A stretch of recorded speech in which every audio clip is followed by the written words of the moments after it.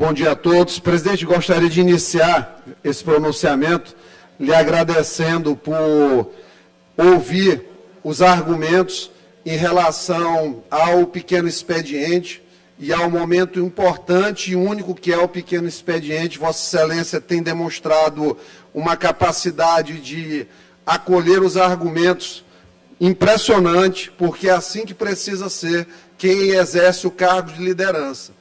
O dia que nós subirmos aqui essa tribuna e o pequeno expediente for cerceado de qualquer forma, aí nós vamos estar rasgando, de fato, todas as prerrogativas e imunidades que nós temos. Até porque, quando se fala em legalidade, stricto sensu, e lato sensu também é importante, todo tipo de comparação jocosa, ela tem guarida, inclusive,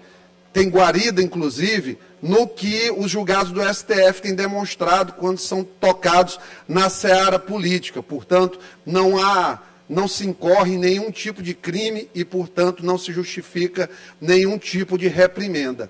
Inclusive, reprimenda de quem, em vários momentos, chamou o presidente Bolsonaro de genocida, chamou de governo da morte, pessoas que nunca tiveram nenhum tipo de pudor quando foi para utilizar expressões assim politicamente, no momento que foi conveniente. Portanto, graças a Deus, a sua liderança tem sido uma liderança suave,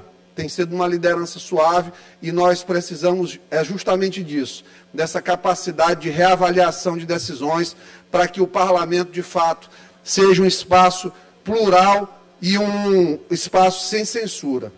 Ia subir aqui, e eu acho que tem uma plateia, inclusive, esperando uma verdadeira carnificina de palavras em relação ao que aconteceu ontem, mas vários e vários colegas me procuraram, inclusive a presidente me procurou, refleti bastante, e a única coisa que quero dizer é começar aqui com Mateus 7,6.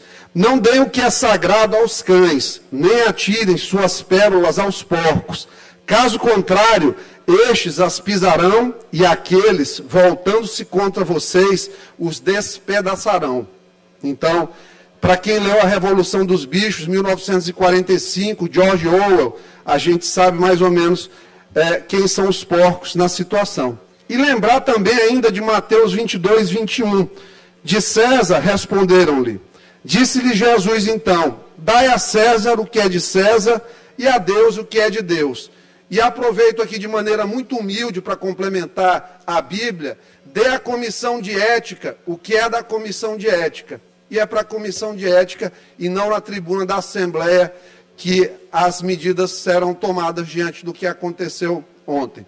Ninguém que pense que Iglesio Moisés, filho de Marlene, sobrinho de Marli, neto de Expedito e de Miguel, vai ser intimidado aqui com 6 tapinhas nos peitos e um dedinho na cara.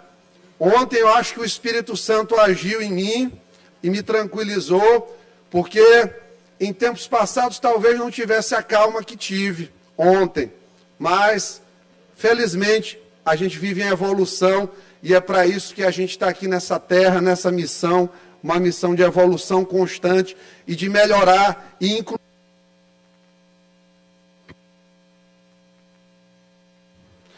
Estamos aqui com essa missão, uma missão de melhorar, de evoluirmos e de nos purificarmos também. Então, fico feliz de tratar sobre isso, né? Não poderia deixar de trazer alguns comentários, porque quinta-feira é um dia que eu gosto de fazer comentários sobre política nacional, o que tem acontecido aí nas reuniões em que há a convocação da equipe do Ministério da Justiça na Câmara Federal.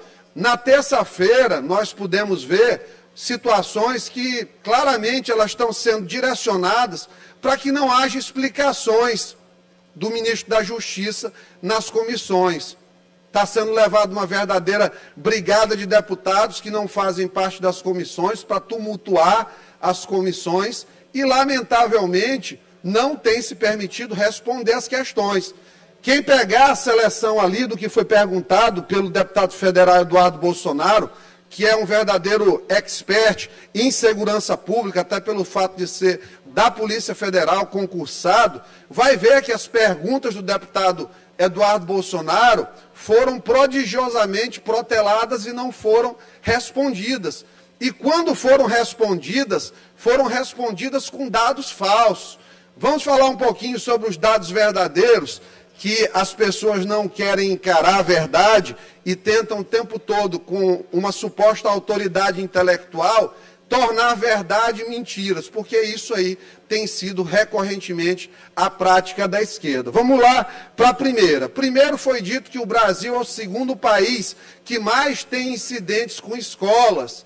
Isso é uma grandiosa mentira e fruto de uma incompreensão grande do processo da violência dentro das escolas.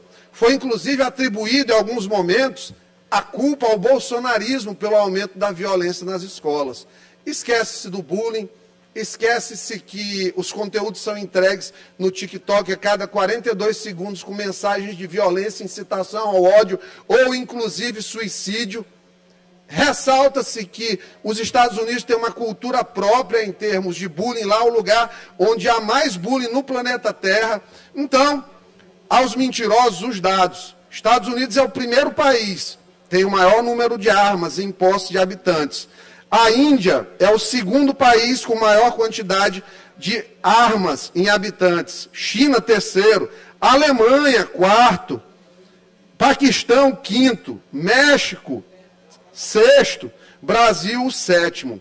E o México, para que se tenha a notícia, é o segundo país com mais incidentes em escola. Vejam vocês, o México. Sabem por quê? A proximidade com a cultura americana, que está ali do lado. Então, a explicação é completamente diferente dessa tentativa doentia de transformar essa causa do desarmamento per si numa questão política. É covardia, é vil.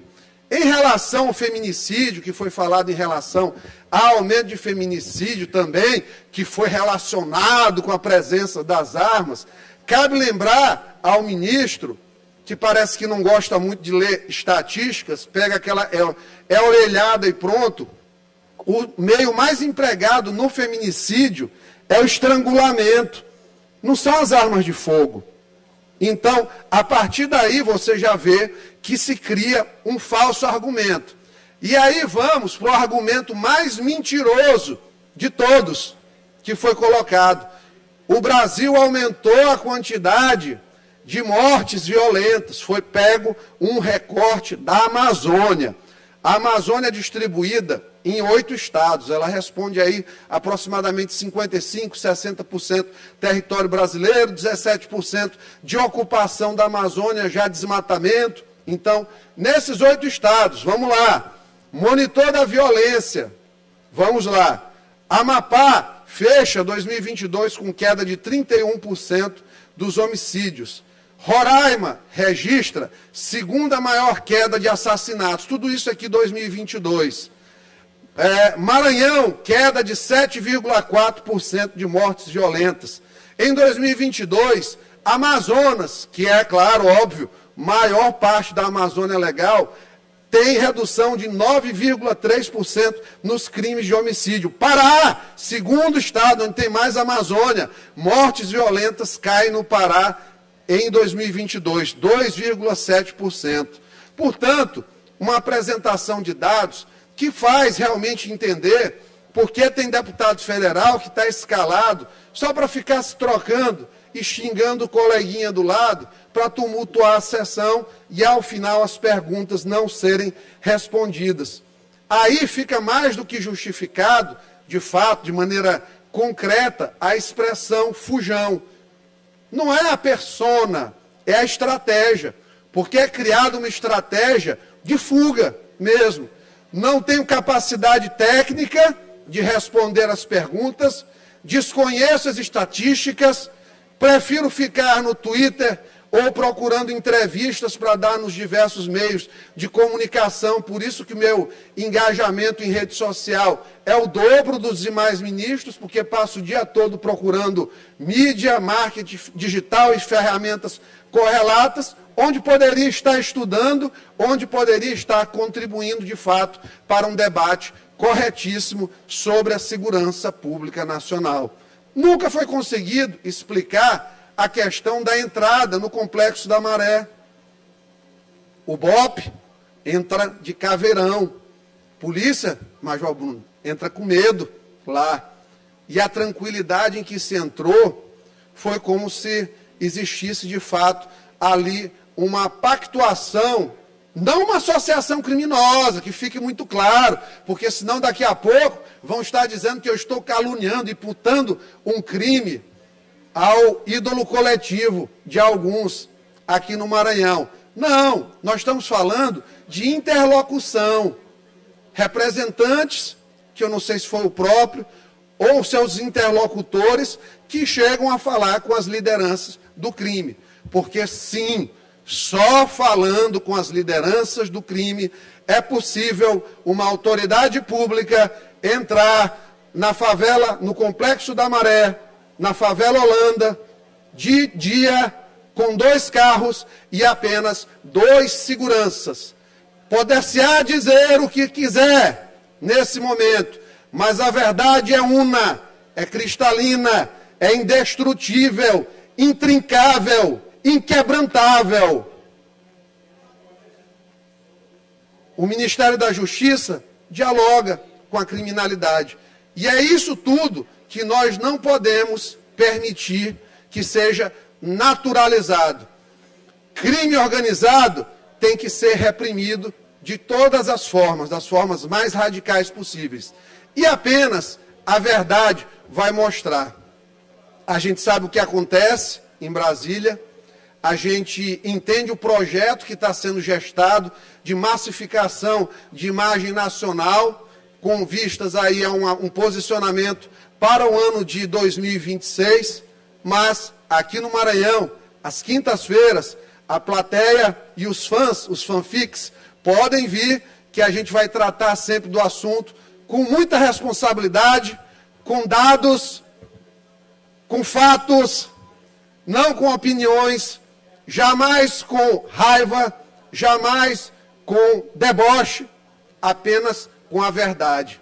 E é por isso que este mandato se manteve, mesmo em meio à perseguição partidária, mesmo em meio aos falsos apertos de mão dos dirigentes do partido que hoje ocupa aí uma posição e que não responde uma missiva minha quando é enviada pelo correio. Mesmo assim, sem secretaria, sem cabide de emprego, sem apadrinhamento, pé, saliva, garra, esforço, coragem, me trouxeram até aqui.